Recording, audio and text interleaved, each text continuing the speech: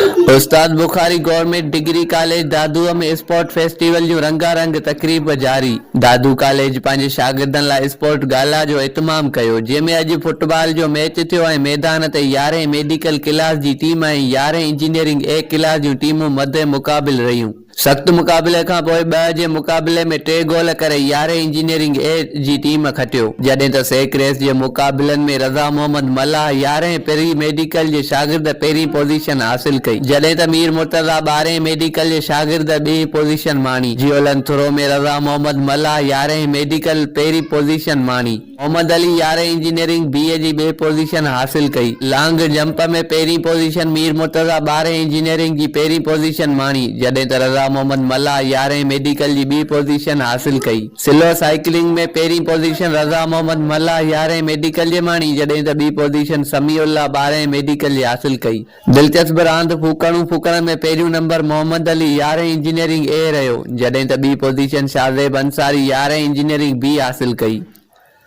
अज़ीज़ुल्लाह खास के लीतोंग न्यूज़ दादू।